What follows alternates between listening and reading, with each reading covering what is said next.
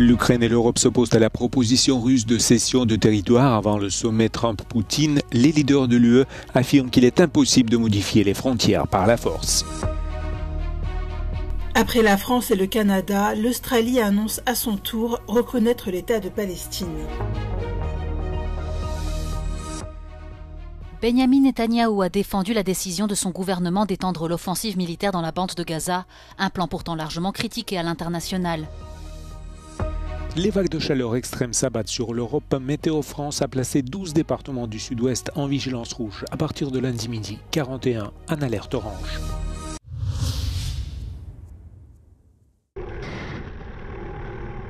L'Ukraine et l'Europe ont présenté à Washington une contre-proposition de cessez-le-feu avant le sommet Trump-Poutine vendredi prochain à Alaska, selon 2 responsables européens cités par le Wall Street Journal. La proposition réaffirme que l'Ukraine et l'Europe devraient être impliquées dans toute négociation avec la Russie, qu'un cessez-le-feu soit mis en œuvre avant que d'autres mesures ne soient prises et que l'éventuel échange de territoire se fasse uniquement sur une base réciproque, et que si Kiev accepte des concessions territoriales, l'Ukraine bénéficiera de garanties de sécurité strictes, y compris une éventuelle adhésion à l'OTAN. Le président ukrainien Volodymyr Zelensky a auparavant rejeté l'idée de céder des territoires, soutenu dans cette résolution par une déclaration commune des dirigeants français, finlandais, allemands, britanniques, italiens et polonais, ainsi que de la présidente de la Commission européenne, samedi dans la soirée.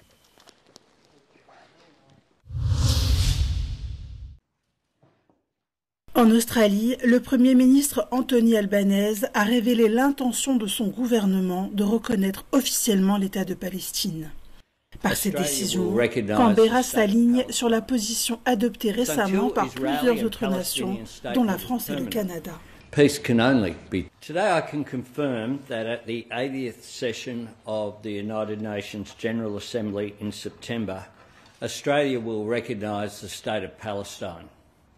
Australia will recognise the right of the Palestinian people to a state of their own, predicated on the commitments Australia has received from the Palestinian Authority. We will work with the international community to make this right a reality. L'annonce du Premier ministre intervient après des semaines de pression de la part de son cabinet et de nombreux Australiens, ainsi que de vives critiques émises par les membres de son gouvernement concernant les souffrances des civils à Gaza. De son côté, Benyamin Netanyahou s'est empressé de dénigrer l'Australie, mais aussi les pays européens qui ont décidé de reconnaître l'État de Palestine. Le Premier ministre israélien Benyamin Netanyahou a défendu ce dimanche la décision de son gouvernement d'étendre l'offensive militaire dans la bande de Gaza, malgré les condamnations internationales. Présenté vendredi, le plan israélien prévoit la prise de contrôle de la ville de Gaza par l'armée israélienne. Mais selon Benyamin Netanyahou, l'objectif reste de démilitariser l'enclave palestinienne et d'y installer une autorité transitoire non israélienne après la fin de la guerre. Our goal is not to occupy Gaza. Our goal is to free Gaza. Free it from Hamas terrorists. The war can end tomorrow if Gaza, or rather if Hamas lays down its arms and releases all the remaining hostages. Le gouvernement Netanyahou fait face à une pression croissante de la part de ses alliés, des Nations Unies et des manifestants en Israël pour mettre fin à la guerre. Tous affirment qu'une nouvelle opération terrestre aggraverait la catastrophe humanitaire à Gaza, tout en mettant en danger la vie des otages restants. Le Premier ministre israélien a déclaré qu'il mettrait en place un plan en 3 étapes pour garantir que davantage d'aides parviennent à Gaza, notamment en augmentant le nombre de points de distribution, de couloirs sécurisés et de largage d'aide. Le Conseil de sécurité de l'ONU a tenu une réunion d'urgence ce dimanche pour discuter de la décision d'Israël de prendre le contrôle de la ville de Gaza. Le sous-secrétaire général pour l'Europe, l'Asie centrale et les Amériques a averti que ce plan mettait encore plus en danger la vie des populations palestiniennes et des otages israéliens.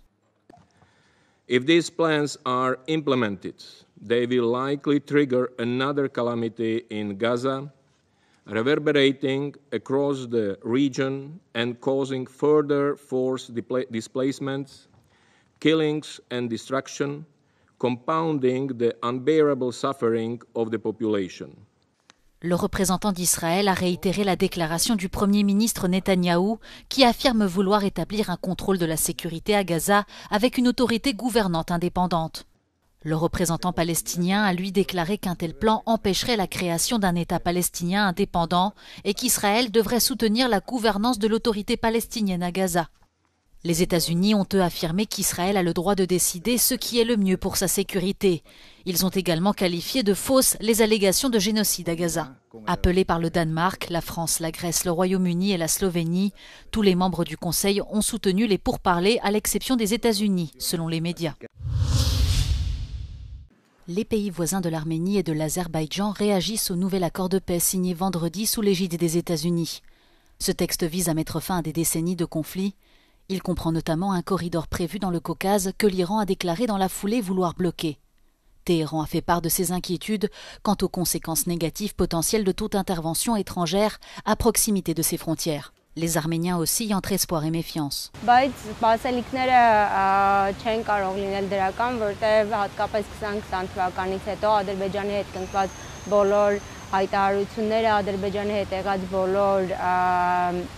հանդիպումներում ձեռք բերված պայմանավորվածությունները միշտ ավելի վատ են եղել Հայաստանի համար, դրա համար որևէ դրական ակնկալի ես չունեմ. Les habitants de Bakou sont un peu plus optimistes. Biz çoxdan gözləyirik bu müqavilə bağlansın.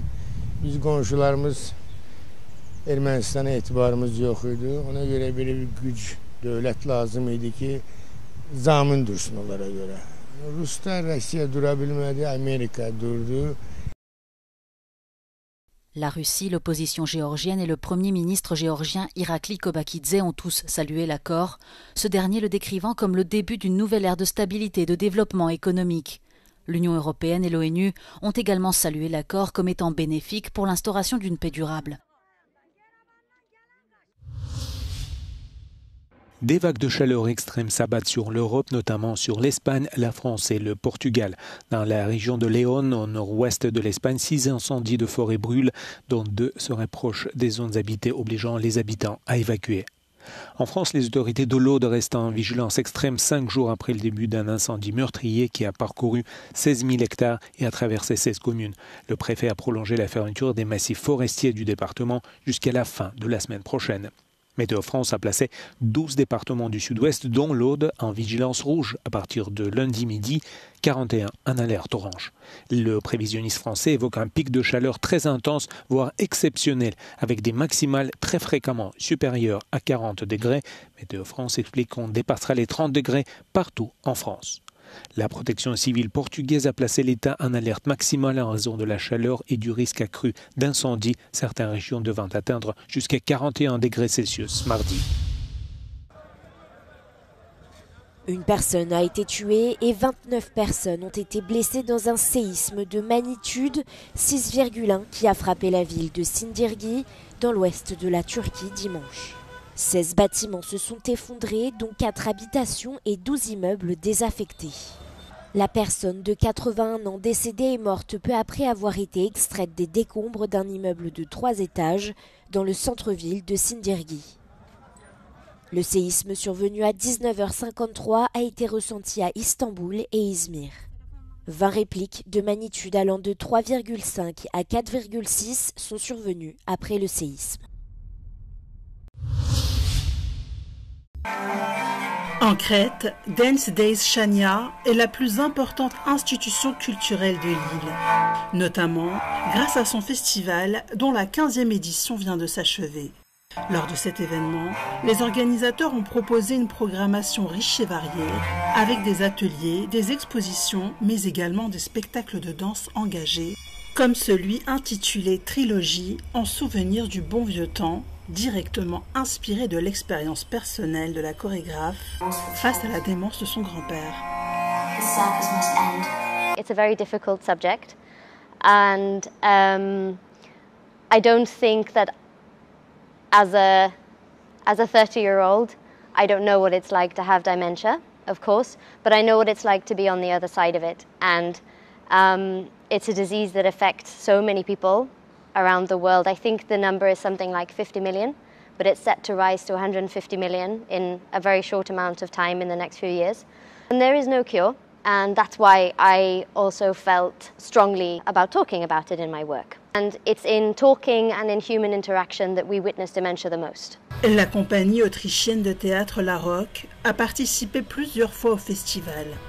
Cette année, elle propose au public un spectacle qui invite à réfléchir sur les notions d'effondrement et d'exagération.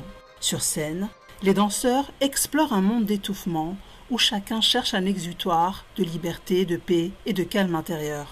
When I did Escape, it's quite a long time ago, it was before Corona. I had the feeling that I stuck in a... Can you imagine these little animals who are running in a wheel? You have to somehow functioning the whole time. And there was a moment that I thought, okay, how to change my life? I think we have to find places and times where we stop to do something, like meditation, yoga, whatever, I don't know, whatever, or to see the sea, or to go on the sea, or to go for a swim, whatever. I think it's a very important thing to think about, also times where we don't work, I would say. Une autre performance artistique, à la fois drôle et engagée, interroge les attitudes et les codes patriarcaux de notre société. My source of inspiration was kind of my queer feminist approach. I worked from that perspective for a few years, and I felt the desire to understand masculinity more in order to understand the dynamics of gender and patriarchy. Avec sa forte dimension sociale et politique, le festival Dance Days Chania souligne l'importance du collectif.